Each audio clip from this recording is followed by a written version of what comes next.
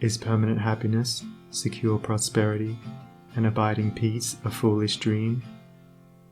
No, there is a way, and I speak it with gladness, by which evil can be slain forever. There is a process by which disease, poverty, or any adverse condition or circumstance can be put on one side, never to return. There is a method by which a permanent prosperity can be secured, free from all fear of the return of adversity, and there is a practice by which unbroken and unending peace and bliss can be partaken of and realized. And the beginning of the way which leads to this glorious realization is the acquirement of a right understanding of the nature of evil. It is not sufficient to deny or ignore evil. It must be understood. It is not enough to pray to God to remove the evil.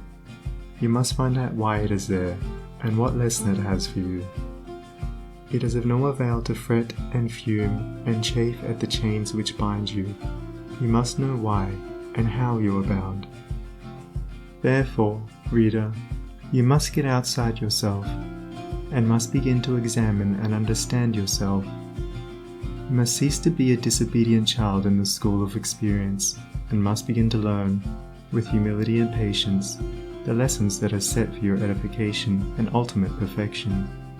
For evil, when rightly understood, is found to be not an unlimited power or principle in the universe, but a passing phase of human experience, and it therefore becomes a teacher to those who are willing to learn. Evil is not an abstract something outside yourself. It is an experience in your own heart, and by patiently examining and rectifying your heart, you will be gradually led into the discovery of the origin and nature of evil, which will necessarily be followed by its complete eradication. All evil is corrective and remedial, and is therefore not permanent. It is rooted in ignorance of the true nature and relation of things, and so long as we remain in that state of ignorance, we remain subject to evil. There is no evil in the universe which is not the result of ignorance, and which would not, if we were ready and willing to learn its lesson, lead us to higher wisdom, and then vanish away. But men remain in evil, and it does not pass away, because men are not willing or prepared to learn the lesson which it came to teach them. I knew a child who, every night when its mother took it to bed, cried to be allowed to play with the candle, and one night, when the mother was off guard for a moment, the child took hold of the candle. The inevitable result followed, and the child never wished to play with the candle again. By its one foolish act it learned perfectly the lesson of obedience, and entered into the knowledge that fire burns. And this incident is a complete illustration of the nature, meaning, and ultimate result of all sin and evil.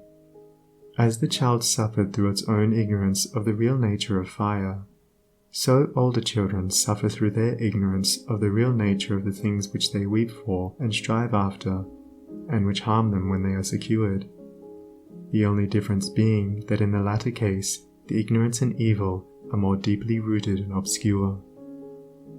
Evil has always been symbolized by darkness, and good by light, and hidden within the symbol is contained the perfect interpretation, the reality. For, just as light always floods the universe, and darkness is only a mere speck or shadow cast by a small body intercepting a few rays of the illimitable light, so the light of the Supreme Good is the positive and life-giving power which floods the universe, and evil, the insignificant shadow cast by the self that intercepts and shuts off the illuminating rays which strive for entrance. When night folds the world in its black impenetrable mantle, no matter how dense the darkness, it covers but the small space of half our little planet, while the whole universe is ablaze with living light, and every soul knows that it will awake in the light in the morning. Know, then, that when the dark night of sorrow, pain, or misfortune settles down upon your soul, and you stumble along with weary and uncertain steps, that you are merely intercepting your own personal desires between yourself and the boundless light of joy and bliss, and the dark shadow that covers you is cast by none and nothing but yourself. And just as the darkness without is but a negative shadow, an unreality which comes from nowhere, goes to nowhere, and has no abiding dwelling place, so the darkness within is equally a negative shadow, passing over the evolving and light-born soul. But, I fancy I hear someone say, why pass through the darkness of evil at all? Because, by ignorance, you have chosen to do so, and because, by doing so, you may understand both good and evil, and may more appreciate the light by having passed through the darkness. As evil is the direct outcome of ignorance, so, when the lessons of evil are fully learned, ignorance passes away, and wisdom takes its place. But as a disobedient child refuses to learn its lessons at school, so it is possible to refuse to learn the lessons of experience, and thus remain in continual darkness, and to suffer continually recurring punishments in the form of disease, disappointment, and sorrow. He, therefore, who would shake himself free of the evil which encompasses him, must be willing and ready to learn, and must be prepared to undergo that disciplinary process without which no grain of wisdom or abiding happiness and peace can be secured. A man may shut himself up in a dark room, and deny that the light exists, but it is everywhere without, and darkness exists only in his own little room. So you may shut out the light of truth, or you may begin to pull down the walls of prejudice, self-seeking, and error which you have built around yourself, and so let in the glorious and omnipresent light. By earnest self-examination, strive to realize, and not merely hold as a theory, that evil is a passing phase, a self-created shadow, that all your pains, sorrows, and misfortunes have come to you by a process of undeviating and absolutely perfect law, have come to you because you deserve and require them, and that by first enduring, and then understanding them, you may be made stronger, wiser, nobler.